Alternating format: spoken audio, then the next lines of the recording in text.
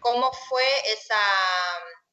ese mapeo que hiciste cuando viniste acá a América Latina, con qué realidad te encontraste, con qué descendientes, con qué demandas. Te escuchamos. Hola, buenas tardes. Bueno, en primer lugar, muchísimas gracias, Flavia, por la presentación, a la Lorca, sobre todo, por invitarme, por dejarme este espacio para explicar en qué estado se encuentra la ley en estos momentos.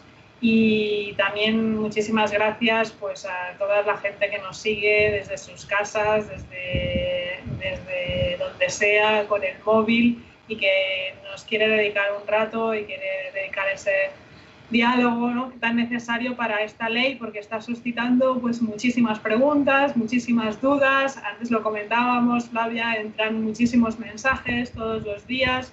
Yo ya me disculpo de antemano también porque no puedo contestar todos los mensajes que me entran por mis redes privadas, por email. Es imposible, es una vorágine imposible de contestar. Ya me disculpo, prefiero hacer hoy esta charla y explicarle a todo el mundo, a todas aquellas personas que estén interesadas en la ley, ya de una, porque explicar caso por caso es prácticamente imposible.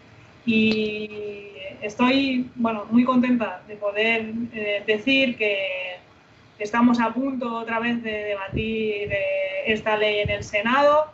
No sabemos exactamente la fecha. Sabemos que será próximamente, pero no podemos todavía atrevernos a decir si va a ser este mes de julio o vamos a tener que esperar en septiembre. Estamos luchando todo lo posible, utilizando todas las herramientas parlamentarias para que podamos debatirla lo antes posible en el Senado y que sea en el pleno del mes de julio, el de mediados de julio, pero bueno, no lo sabemos seguro, así que no quiero tampoco generar excesivas expectativas, pero bueno, esperamos que sea lo más pronto, porque lo que sí tenemos claro desde el Grupo de Izquierda Confederal en el Senado es que va a ser nuestra primera ley, nuestro primer ocupo. Eso está clarísimo. Es decir, de todas las leyes que hemos presentado desde nuestro grupo, la primera va a ser esta, la ley de descendientes, porque sabemos pues, que tiene muchísima trayectoria ya.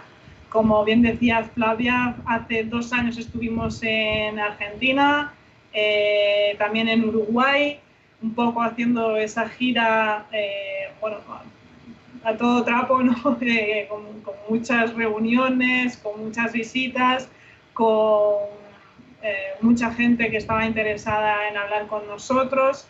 La percepción que yo tuve pues, es que hay muchísima gente que está esperando esa nacionalidad, y no por un tema de quiero ir a España, viajar a España porque no tengo una oportunidad en Argentina o en Uruguay, sino que mucha gente lo está esperando porque es de justicia, simplemente porque sus antepasados, sus abuelos, sus madres, sus padres han sido españoles, son españoles, y creen que evidentemente, y están en su derecho de creerlo, que ellos merecen esa nacionalidad, que ellos también son españoles, por supuesto, y tienen que tener esa nacionalidad. Desgraciadamente, como bien sabéis, la Ley de Memoria Histórica del 2007, cuando se hizo con la mejor de las intenciones. Desde nuestro punto de vista se dejó muchas cosas fuera, ¿no? Nosotros tuvimos que apoyarla en ese momento a pesar de que hubiésemos ido mucho más lejos, pero era la primera ley de memoria histórica y sabíamos que era necesaria y que bueno, lo que se trataba en esa ley se tenía que hacer, aunque nosotros, digo, hubiésemos ido mucho más lejos. Y en esa ley de memoria histórica también pues, se trataban algunos supuestos, pero se dejaron otros fuera en esa disposición adicional séptima, ¿no? Y desgraciadamente pues eso levantó muchísimas ampollas y muchas heridas en mucha gente, porque es un tema muy emocional. Es algo que también percibí, Flavia, me preguntabas por la percepción, ¿no? Por qué es lo que yo vi o escuché de la gente cuando estuve en Argentina y en Uruguay. Y bueno, y en otros, también he estado en Bolivia y en Venezuela, en Cuba o en otros países que están afectados, y evidentemente, aunque fui por otras cuestiones, la gente me acaba preguntando por la ley, ¿no? Y siempre es lo mismo, es una cuestión de principios, es una cuestión de valores, es una cuestión de que la gente se siente heredera, ¿no? En parte de sus abuelos, de sus antepasados, de sus madres y de sus padres, de esa nacionalidad. Porque desde nuestro punto de vista también es un tema de justicia histórica, democrática, con toda esa gente que tuvo que exiliarse, con toda esa gente que tuvo que marcharse a la fuerza por culpa de una dictadura, por culpa de una guerra civil. Fueron especialmente perseguidos los republicanos, los comunistas, los anarquistas también, y mucha gente se tuvo que exiliar. Mucha gente lo hizo por razones políticas, pero también hay quien lo hizo anteriormente, incluso a la guerra civil, por cuestiones económicas, porque no podían seguir adelante, porque necesitaban una oportunidad de vida. Esos movimientos humanos que se han dado siempre a lo largo de la historia y que han sido muy necesarios y que han ayudado siempre a desarrollar nuestras sociedades. A toda esta gente que se exilió por motivos políticos o que se exilió por motivos de hambruna, de pobreza, en busca de oportunidades, les debemos mucho. Les debemos muchísimo de nuestro desarrollo también como sociedad, como españoles y españolas que somos, catalanes, vascos, gallegos, todas las distintas regiones, identidades que conforman el Estado español, le debe muchísimo le debe mucho a toda esa gente que ha emigrado, que se ha buscado la vida fuera, como sea, que además de trabajar muchísimo fuera de España, han conseguido enviar muchas veces dinero, remesas de dinero a España para que su familia pudiera salir adelante, y eso evidentemente siempre ha ayudado a desarrollar nuestras sociedades desde un punto de vista económico.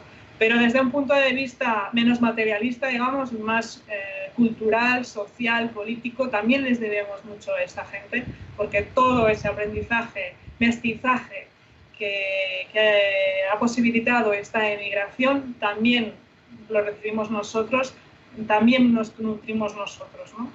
Entonces, bueno, esto sería la parte, digamos, más humana de la ley, por la cual yo siempre me he comprometido, siempre he trabajado en temas de inmigración y de migración antes de ser senadora, con lo cual esta ley pues, me tocó de lleno en el corazón y en todo lo que yo estaba trabajando anteriormente, y creo que es importante que salga adelante. Como sabéis, en esta ley se recogen 4 supuestos que no recogían ni la Ley de Memoria Histórica ni el Código Civil. Son los nietos y nietas de las mujeres españolas que se casaban con extranjeros y que perdían la nacionalidad por el hecho de ser mujeres antes de la Constitución de 1978. O sea, es un tema de género y no podemos permitir de ninguna de las maneras que los descendientes de estas mujeres no puedan tener la nacionalidad por el hecho de ser mujeres, repito. Los hijos de quienes obtuvieron la nacionalidad de origen mediante la Ley de Memoria Histórica y que no pudieron hacerse españoles cuando entró en vigor la ley por tener mayoría de edad, eso fracturó a las familias. Algunos hermanos podían obtener la nacionalidad, otros no. La gente no entendía nada. Flavia, tú eres un caso afectado por eso, me lo contaba antes. Y eso, pues claro, dejó atónita a mucha gente, ¿no? Porque ¿por qué mi hermano que tiene 18 años ya no puede adquirir esa nacionalidad, yo sí, o viceversa, ¿no? No tenía ningún sentido. Realmente, bueno, yo creo que son de esas cosas que se hacen para intentar acordar o intentar que no tenga tanto impacto y no nacionalizar a tanta gente de golpe, pero que sin duda fue un fracaso. Fue un gravísimo error porque se está jugando con la vida de mucha gente, ¿no? Al final. Luego están los nietos de españoles emigrados que obtuvieron la nacionalidad del país de acogida y perdieron la nacionalidad española antes de que naciera su hijo o su hija. Y los nietos de nacionales españoles que habiendo ostentado la nacionalidad la habían perdido por no ratificar su deseo de conservarla. Esto también era un caso que dices, bueno, a ver, si uno ya dispone de la nacionalidad, si ya es español o española, que se le obligue a partir de los 18 años a ratificarla, cuando cumple los 18 años a ratificarla, dices, es que es extraño de por sí, hablándolo con muchos académicos que nos ayudaron con el texto. En principio, alguien que es español no puede dejar de ser español. No tiene ningún sentido eso, que puedas perder la nacionalidad por no ratificarla en un consulado o en una embajada. Entonces, mucha gente además se encontró en ese caso sin saber que tenía que hacerlo. Es decir, no estaban ni informados por parte de sus consulados o de sus embajadas de que tenían que hacerlo, de que tenían que ratificar esa nacionalidad.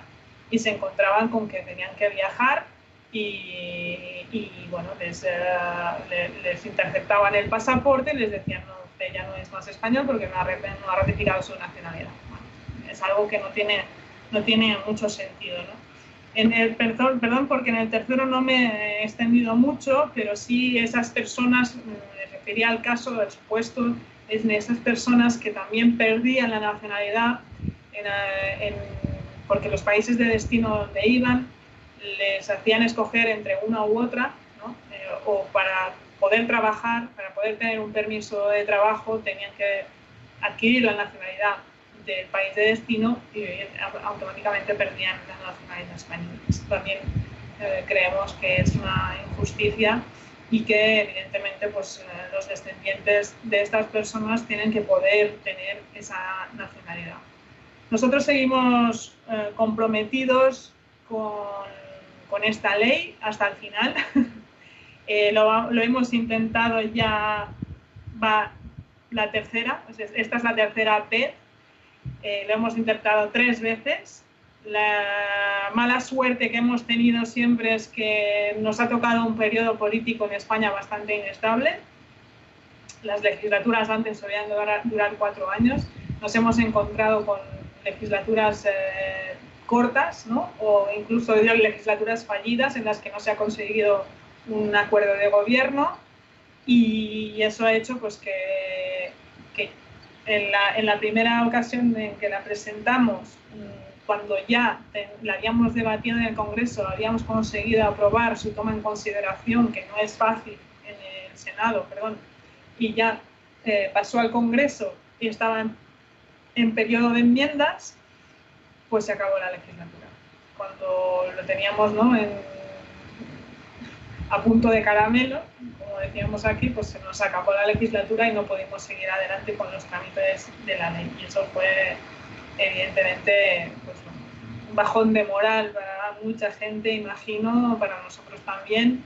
Y bueno, entendemos que no es culpa de nadie, porque de la misma manera que esta ley pues, se paralizaron muchísimas otras cuestiones que eran de vital importancia también para la gente trabajadora en España.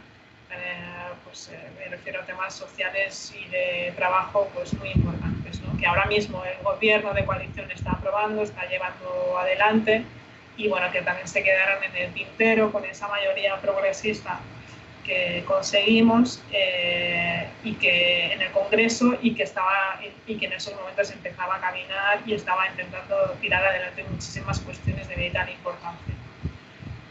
Lo bueno que tiene esta ley es que tampoco necesita de mayorías ni de derechas ni de izquierdas, es decir, es una ley transversal. Eso es una ventaja, por una parte, un inconveniente por otra.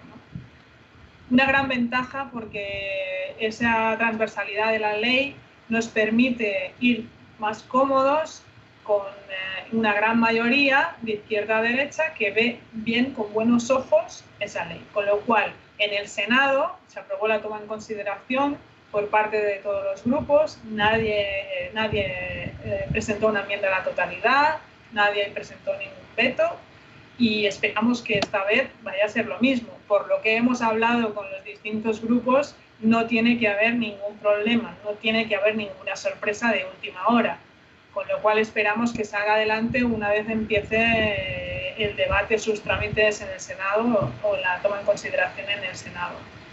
Y lo mismo esperamos en el Congreso.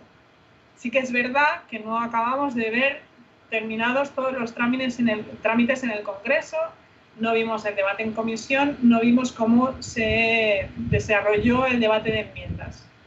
Se presentaron distintas enmiendas por parte del PSOE, por parte del Partido Popular también, creo que Ciudadanos alguna, si no recuerdo mal, y no llegamos a debatirlas, así que no sabemos exactamente cómo pueden terminar los trámites en el Congreso. Yo auguro que bien, que siempre va a ser para bien, por ese consenso a nivel transversal. ¿Qué pasa? Que desde la izquierda lo vemos desde un punto de vista de justicia histórica, de justicia democrática, por todos los exiliados, por toda la gente que pasó tanta represión y también tantos problemas a nivel económico, a nivel de hambruna, antes de la guerra civil. Por la derecha lo ven como un tema mucho más patriótico, mucho más de ius sanguini, ¿no? De consanguinidad, de me lo merezco porque mis abuelos eran, porque mis tatarabuelos, porque mis bisabuelos, porque mis padres, porque lo llevo en la sangre, porque no sé qué. Bueno, miren, no nos vamos a detener en ese debate, porque si nos detenemos en ese debate, pues seguramente la ley no va adelante, seguramente no conseguiríamos ningún consenso.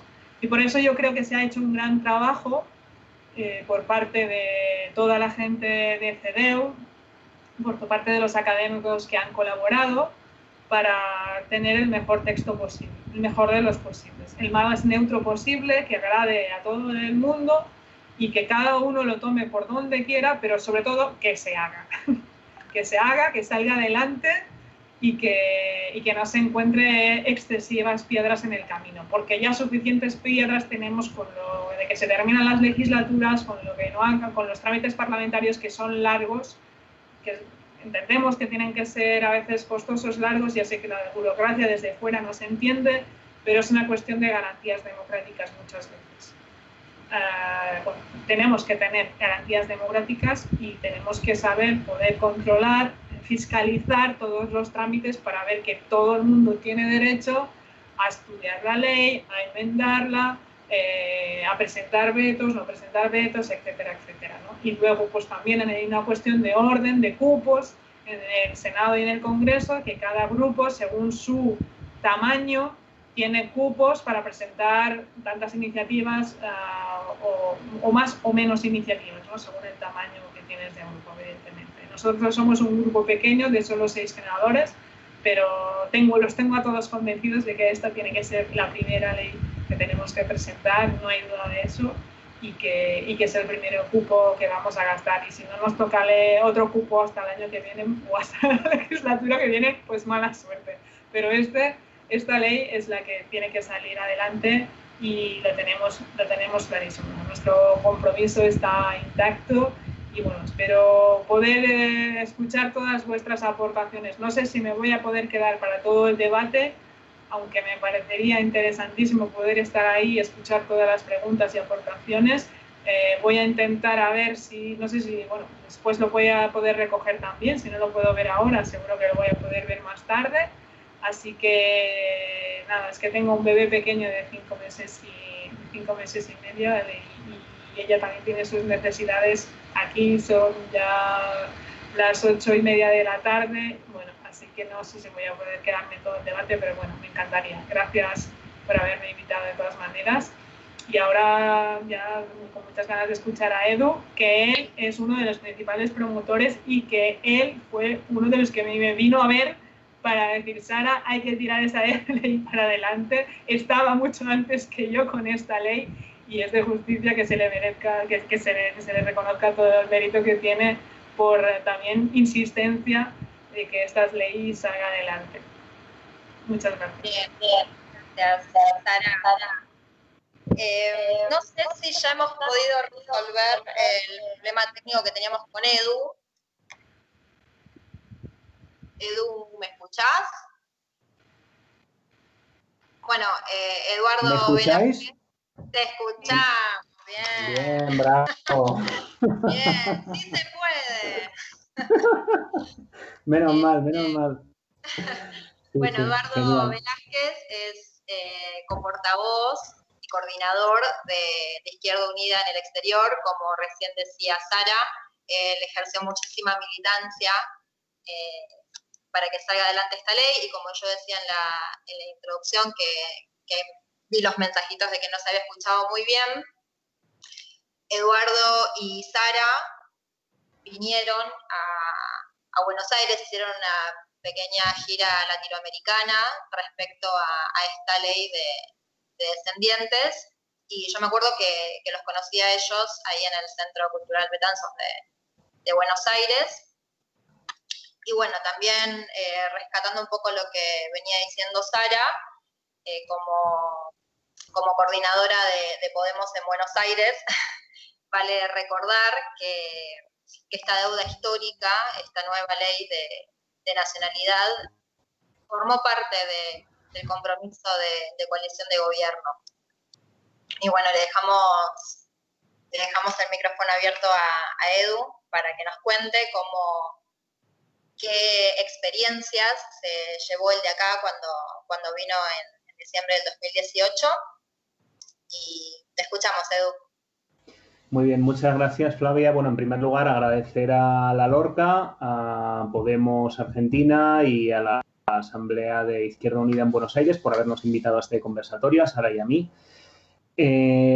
Bueno, Sara ha dicho muchas cosas ya.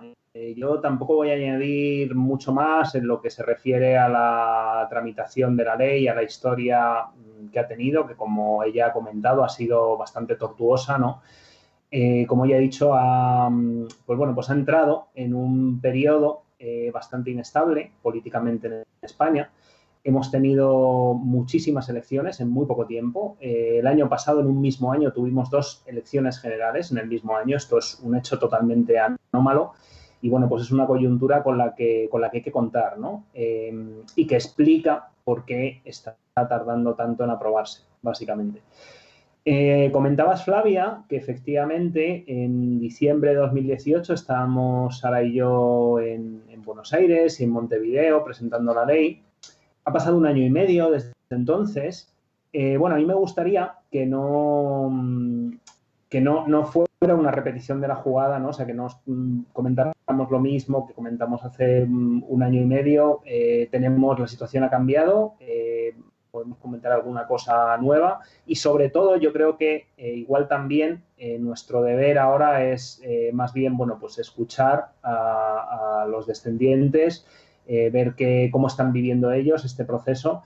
Y yo, en primer lugar, lo que sí que me gustaría, bueno, es pedir un poco de paciencia. Nosotros estamos haciendo lo imposible porque la ley salga adelante, pero sacar adelante una ley es un proceso muy largo, muy complejo, donde no solamente está la voluntad nuestra personal o la voluntad de las fuerzas políticas a las que representamos, que están profundamente comprometidas con esta ley, sino, bueno, pues también hay otros partidos con otros intereses, está la coyuntura política, como comentaba, y todo esto, en definitiva, bueno, pues acaba afectando al desarrollo de la ley.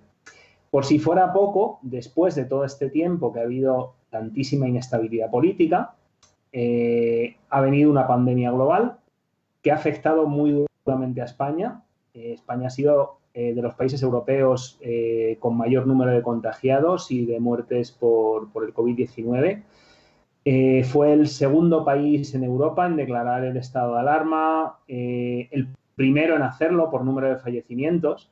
Y, bueno, pues ha sido un país en el que durante los últimos meses absolutamente todo el debate público ha girado en torno a esta cuestión, ¿no? Evidentemente, con la declaración del estado de alarma se ha priorizado el tramitar aquellas leyes que tuvieran que ver con la situación que ha generado esta pandemia.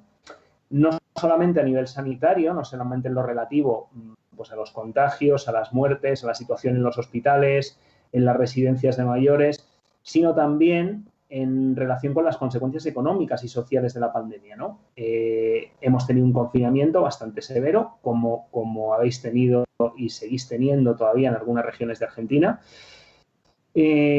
Mucha gente no ha podido ir a trabajar, se han tenido que desarrollar toda una serie de instrumentos a nivel económico y social para proteger los empleos de estas personas y sus vidas también, ¿no? Y evidentemente, bueno, pues todo esto ha sido absolutamente prioritario y sigue siéndolo. Ahora mismo ya hemos terminado o estamos terminando con el proceso de desescalada, estamos en lo que se ha venido a denominar la nueva normalidad, pero la pandemia sigue ahí. No estamos haciendo una vida exactamente idéntica a la que hubiéramos hecho el verano pasado, por ejemplo, ¿no? O cualquier momento, cualquier mes de junio, en cualquier otro año. Y lo que ocurre a nivel legislativo es que hay un atasco considerable ahora mismo tanto en el Senado como en el Congreso de los Diputados. Porque, bueno, pues hay muchísimas proposiciones de ley que se han estado dejando de lado, se han estado apartando prácticamente desde que se conformó el gobierno de coalición a principios de año hasta ahora, es decir, durante lo que llevamos de 2020. Y entonces, bueno, pues todo eso explica el retraso que está habiendo, ¿no? Yo entiendo que, bueno, pues entiendo que la gente está nerviosa, entiendo a veces que, bueno, pues que es difícil, ¿no?, exigir paciencia durante tantos años, pero no queda otra. O sea, la situación es la que es. 2019 fue un año de inestabilidad tremendo políticamente. La ley se pudo haber aprobado antes de abril del año pasado, pero no sé, el gobierno de Pedro Sánchez en solitario no logró sacar los presupuestos generales del Estado, hubo que ir a elecciones, luego no se conformó gobierno, hubo que ir a elecciones en noviembre y, bueno, pues así se pasó el 2019 entero.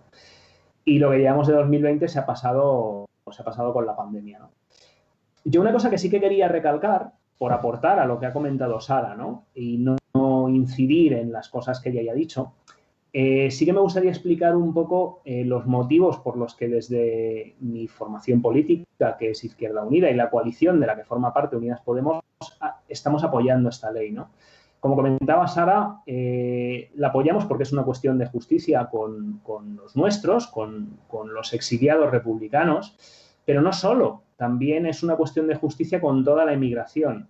Y desde nuestra formación nos gusta reivindicar España como país de migrantes, porque eso es reivindicar nuestras raíces obreras y populares más profundas. O sea, muchísima gente que aquí pasaba hambre o que vivía en la miseria o que simplemente no tenía oportunidades, ¿no?, y quería mejorar. Gente que sufría persecución política, esa es la gente que emigró y esa es nuestra gente. Y apoyar la ley de descendientes, como apoyar la ley de memoria histórica, es un reconocimiento a toda esa gente. Y es también un reconocimiento al hecho de que España no termina donde acaban sus fronteras, ¿no? España y sus pueblos, los diferentes pueblos que forman nuestro Estado, no terminan allí donde acaban sus fronteras. Hay comunidades, como comentaba Sara, gallegas, vascas, andaluzas, catalanas en muchísimos sitios del mundo. Y esto se palpa cuando uno va a estos lugares, ¿no?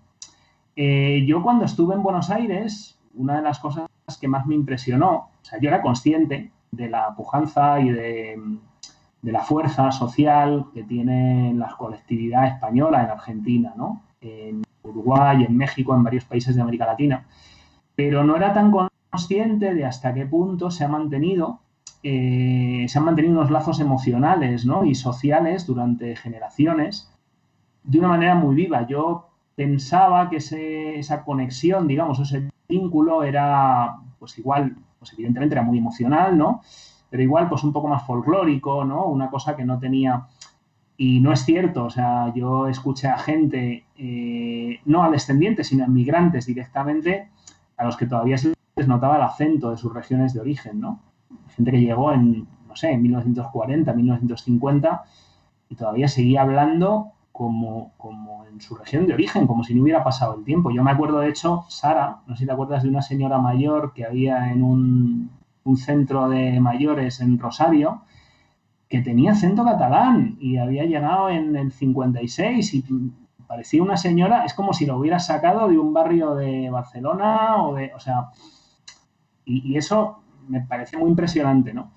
Entonces, hay una frase muy famosa de Franco, ¿no? En los años 40, 50, que decía, fuera de España no hay españoles. Pues nosotros creemos que es todo lo contrario. O sea, fuera de España hay muchísima gente que sigue teniendo ese vínculo y por eso apoyamos esta ley, ¿no? Porque además esa gente, en general, es nuestra gente, o son los descendientes de nuestra gente, ¿no? De las clases populares, trabajadoras, y bueno, pues por ese motivo es por lo que estamos apoyando la ley. También esto es una cuestión que no hay que entender solo hacia el pasado, es decir, los descendientes de quienes han emigrado anteriormente, sino también hasta hacia el futuro, ¿no? Sigue migrando gente, con la crisis económica que empezó en 2008, se recrudeció especialmente en 2011, 2012 y empezó a relajarse un poco, aunque no terminó del todo a partir de 2015. En ese periodo mucha gente emigró también. Yo estuve viviendo fuera muchos años durante ese tiempo y me di cuenta de que, bueno, pues al final muchas personas emigran, terminan haciéndose una vida en otro país y acaban enraizándose allí, pero no por eso pierden la vinculación social, emocional e incluso política también con su país de origen, ¿no?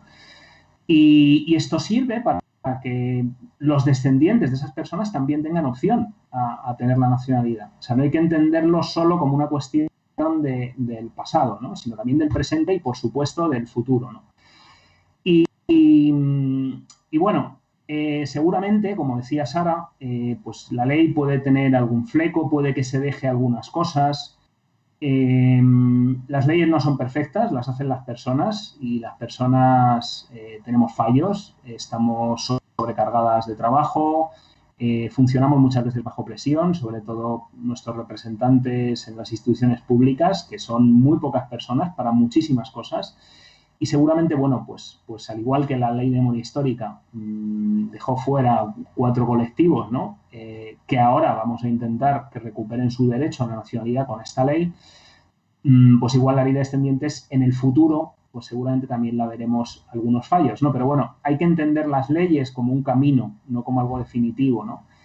Seguramente, bueno, pues se podrá mejorar en el futuro. Se podrá hablar también de la opción a la nacionalidad de otros colectivos a los que esta ley puede tocar de una manera tangencial, pero no directamente. Por ejemplo, todas las personas que adquirieron la nacionalidad española en las antiguas colonias, en el Sáhara Occidental, Guinea Ecuatorial, y que ahora en muchas ocasiones están viendo que se les está denegando la nacionalidad. Este es un caso un poco diferente porque esto se debe fundamentalmente al no reconocimiento formal de estos territorios como parte del territorio del Estado, ¿no? Debido precisamente a la descolonización, y también a la interpretación de un par de artículos del Código Civil que no son los que toca en concreto esta ley, ¿no? Pero bueno, estamos hablando de una situación que de alguna manera se relaciona con la de los 4 colectivos de personas excluidos de la ley de memoria histórica. Entonces, las leyes son un camino y por ese camino hay que ir transitando. Y bueno, pues esperemos que más temprano que tarde podamos sumar un paso más, que sea la aprobación de esta ley. Y ya poco más que añadir, que si no me enrollo mucho. Sin lugar a dudas, Edu. Bueno, pasamos a las preguntas, si están de acuerdo. Primero quiero decir que están llegando muchísimas felicitaciones. Y bueno, como pregunta tenemos a Carolina Ruarte, que es la pregunta que nos hace Carolina, es la que vienen haciendo varias, que dice: mi bisabuela es de Logroño. Mi abuela tiene nacionalidad por ser hija y es nacida en Argentina. ¿También podría ser para mí como lo indican? O sea, lo que yo entiendo acá es, la bisabuela es de origen español, o sea, mejor dicho, es española de origen. Su abuela tiene nacionalidad por ser hija, pero es nacida en Argentina y si como bisnieta de origen podría acceder.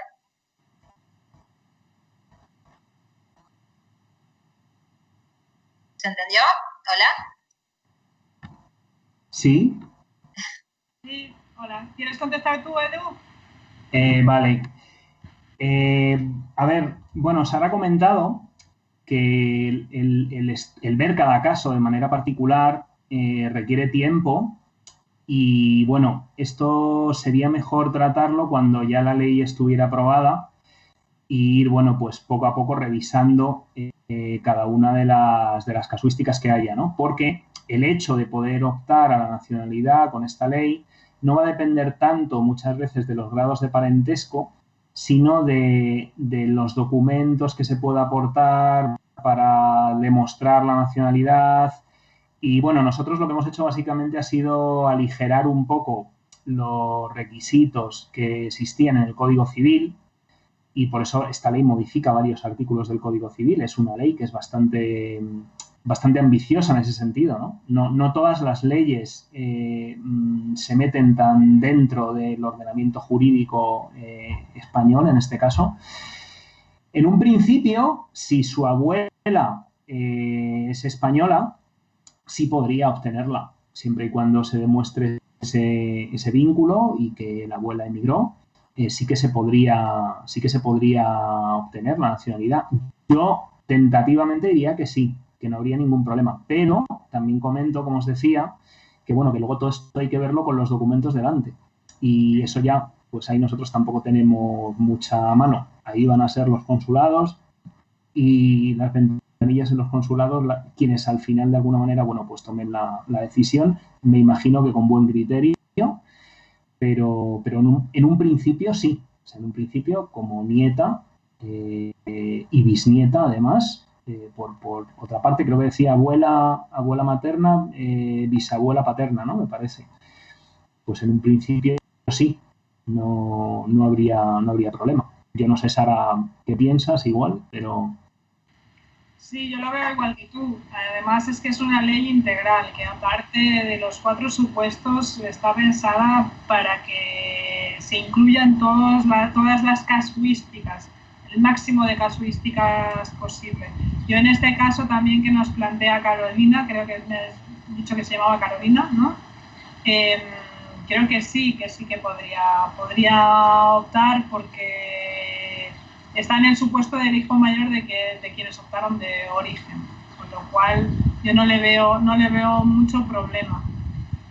Creo que antes de que ya nos hagan más preguntas, creo que cabe decir que los bisnietos también pueden optar, aunque se hable de la ley de nietos, que esta ley siempre se diga que es la ley de nietos y nietas, los bisnietos también pueden optar a la nacionalidad a través de esta ley. Como bien decía Edu, si se puede demostrar, no vale con ir al consulado y decir soy nieto, soy hijo, soy bisnieto de... Hay que demostrarlo, hay que documentarlo y a partir de ahí se puede. Si evidentemente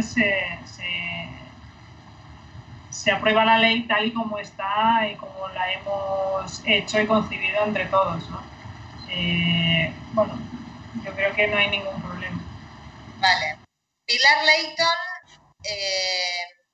nos dice, por favor, ninguna enmienda restrictiva. Silvina Impar pregunta, con la situación de exteriores y la inmigración en la Unión Europea, ¿puede haber más demoras o enmiendas?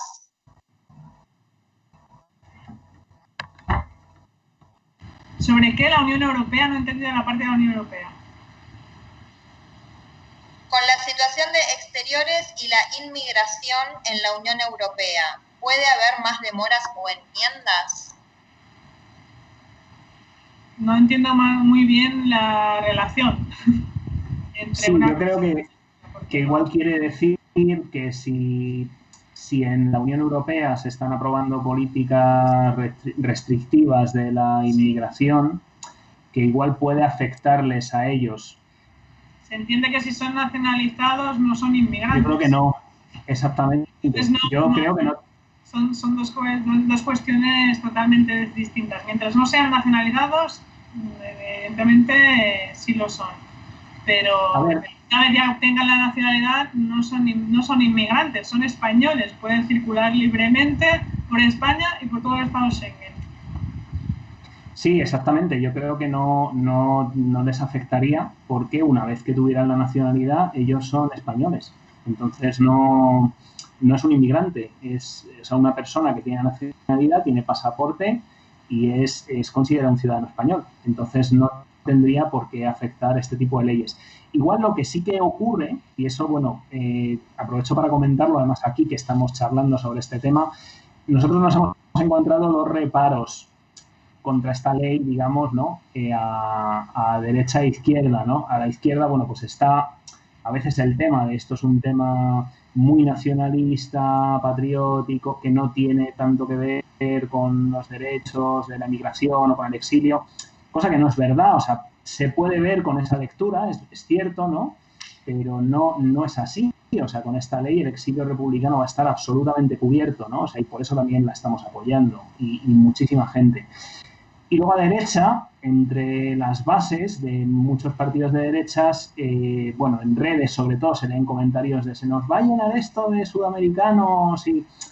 Porque, bueno, de alguna manera, pues identifican que la gente que va a optar a la nacionalidad con esta ley, pues es gente de América Latina y como en la cabeza de muchas personas, bueno, pues América Latina son países más pobres, pues nos van a venir los pobres, ¿no? Esto es curioso porque se aprobó una ley que concedió la nacionalidad a los descendientes de los sefardíes, que dejaron España en el siglo XVI, finales del siglo XV, y con los requisitos para obtener la nacionalidad eran muchísimo más laxos y mucho más ambiguos, ¿no? O sea, era una ley que jurídicamente estaba infinitamente menos trabajada que esta. Y sin embargo nadie puso problemas desde ese lado, ¿no? Porque, bueno, pues se supone que no son israelíes y entonces son ricos, ¿no? Entonces, bueno, que vengan los ricos no hay problema, pero que vengan los supuestos pobres, que tampoco es así, porque muchos descendientes, pues tampoco es gente pobre, ¿no? O sea, hay gente que tendrá una situación económica más difícil y otra gente que no, pero bueno, no... Pero bueno, pues está ese prejuicio, pero yo creo sinceramente que no tiene por qué afectar. No creo que haya ningún problema a nivel legal, me refiero. Bien. Bueno, con respecto a esto que decías, Edu, que mencionabas de América Latina, nos escriben en las redes descendientes que se beneficiarían con este cambio de ley de Uruguay, Argentina, por supuesto, Cuba, Venezuela, México, Chile, República Dominicana y Brasil. Y bueno, también Sabi María pregunta, mi padre es nieto y si él obtiene la nacionalidad, luego puedo sacarla yo. Entiendo que es la misma pregunta que venían de si sos bisnieto, si podés acceder. Con lo cual, en este caso, podría acceder perfectamente a la nacionalidad, entiendo yo. Bien. Flor pregunta, ¿qué papeles debería presentar? No estamos en ese momento todavía. Ya, tampoco sabemos cuál es su caso, pero primero vamos a probar lo más importante, que es el gran grueso de la ley, y a partir de aquí hay que desarrollar un reglamento, evidentemente. Hay que ver qué documentos, eso ya es cuestión del gobierno, ¿no? Necesita para justificar. Yo sí que, de todas formas, a la gente que nos está escuchando le daría un consejo y es que, aunque todavía la ley queda para que se apruebe, ¿no? O sea, aunque ahora en el Senado vuelva otra vez, pero bueno, hasta que la veamos aprobada, pues va a tener, luego tiene que ir al Congreso, va a llevar un trámite. Yo a la gente le diría que vaya revisando todos los documentos que tenga y que demuestren ese vínculo. Sí que es cierto que sí. Claro, eso no es así, o sea, es normal que se pidan documentos, ¿no? Porque al final, bueno, pues lo otro sería simplemente pues un reparto a lo loco de pasaportes y eso generaría muchísima inseguridad jurídica, sería un agravio comparativo para la gente que sí que es descendiente de verdad y bueno, pues no, esto no es, como ya digo, nos vamos a poner aquí a repartir pasaportes, ¿no? O sea, hacemos esto por una cuestión de justicia, por unos vínculos históricos y por las cuestiones que hemos comentado. Pero yo a la gente le diría que guardara todo lo que pudiera, partidas de nacimiento, libros de familia, cualquier documento que muestren que sus antepasados, padres, abuelos, bisabuelos, eran españoles y emigraron en un momento dado por una serie de circunstancias. O sea, que empiecen a hacer ya esa búsqueda ya. O sea, para que en el momento que la ley ya se apruebe, pues esté todo listo, ¿no? Y bueno, si luego un documento no hace falta y es otro, pues ¿qué se le va a hacer? Pero ir ya preparando esas carpetas. Y recordar e insistir con esto que decíamos inicialmente de la paciencia, porque primero tiene que presentarse esta ley, tiene que salir esta ley, tiene que aprobarse, y además también en este contexto de pandemia, digo, también ahí los consulados van a tener que poder, digamos, trabajar para poder otorgarlas, y como vienen por lo menos acá las cosas en Argentina, cada 15 días seguimos de cuarentena, así que eso también hay que tenerlo presente. Miguel Ángel Calderón pregunta, ¿qué sucederá con los hijos de quienes no optaron por la nacionalidad y ya fallecieron? La ley también contempla la nacionalidad a título póstumo. Es decir, que sí hay pruebas de que el abuelo, abuela eran españoles, se puede optar también a la nacionalidad, aunque el padre o la madre no la haya pedido. Bien. Ángel Alberto Torres pregunta, ¿los casos denegados por la ley 52/2007 de españolas que perdieron su nacionalidad al casarse se tendrían en cuenta o habría que presentar toda la documentación de nuevo? Hombre, claro, hay que demostrar que uno es hijo descendiente o nieto descendiente de esa mujer. No porque, bueno, hay que demostrarlo, no por decirlo te van a nacionalizar. Entiendo que habla de que ya han presentado en el 2007, ¿no? Entiendo yo, que presentaron la documentación en el 2007, pero fueron... presentar, es otro trámite, es otra ley, es otra historia nueva. Ah, claro. Volver a presentarlo, claro. Sí, de hecho, a ver, ese supuesto de los hijos de mujeres que perdieron la nacionalidad al casarse con una persona, ¿no?, del país de acogida, ese es uno de los casos que esta ley, a los que esta ley va a permitir el acceso a la nacionalidad. Entonces, claro, en la ley de memoria histórica, con la disposición adicional séptima, esa gente se quedó fuera, ahora entraría. Pero el trámite hay que hacerlo de nuevo, porque es una ley diferente. Bien. Bueno, ya estamos en tiempo, tenemos alrededor de 1 hora. En general las preguntas tienen que ver, el grueso de las preguntas tienen que ver con esto de si soy bisnieto, si puedo acceder, y eso ya ha quedado respondido. Sí. Bueno, me dicen que siguen llegando mensajes, pero bueno, que tiene que ver con esto, las preguntas más o menos se van repitiendo. Así que bueno... También las preguntas que nos llegan a nosotros a través de las redes son casos individuales, pero bueno, es decir, desde aquí mandar ese mensaje general de que la gente no se preocupe, que esta ley es lo más inclusiva que se ha podido en todas las casuísticas, digo, en todos los casos, aparte de los 4 supuestos, se ha ido mucho más allá y esperamos, bueno, nosotros vamos a defender el texto tal y como está, con uñas y dientes hasta el final.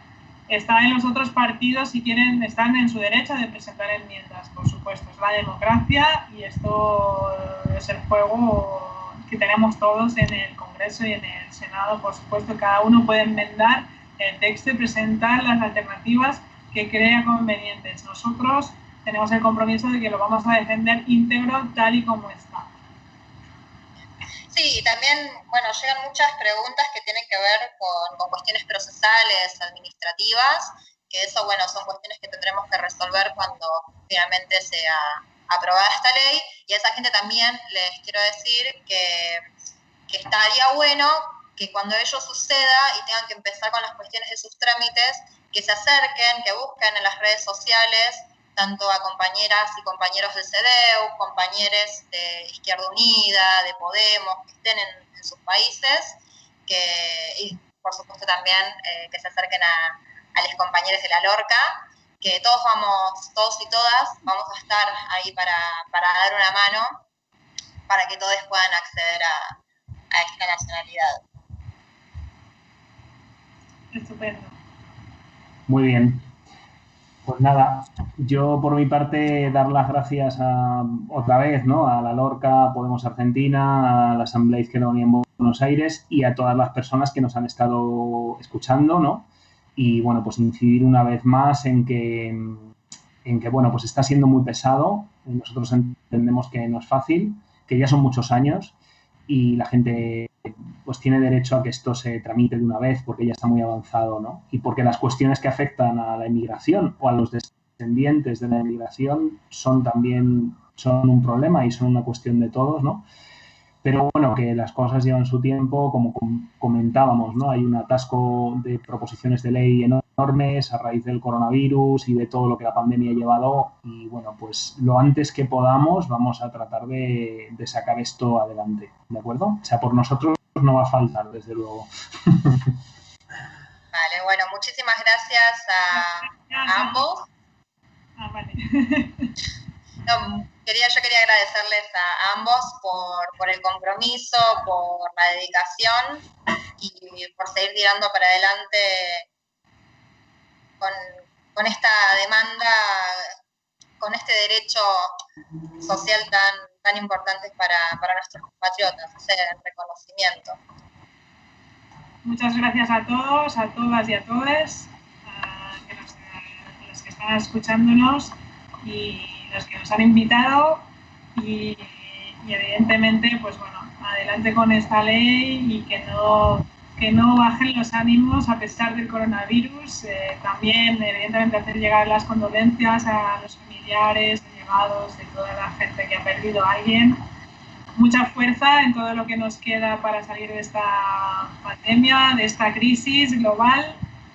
Yo creo que aquí en España tenemos mucho y también en Argentina se están haciendo las cosas bien políticamente y no quería dejar de decirlo y creo que estamos ahora siendo más que nunca útiles para la clase trabajadora y espero que esto pueda seguir así por muchos años porque se necesitamos salir de esta crisis muy fortalecidas y sin dejar a nadie atrás.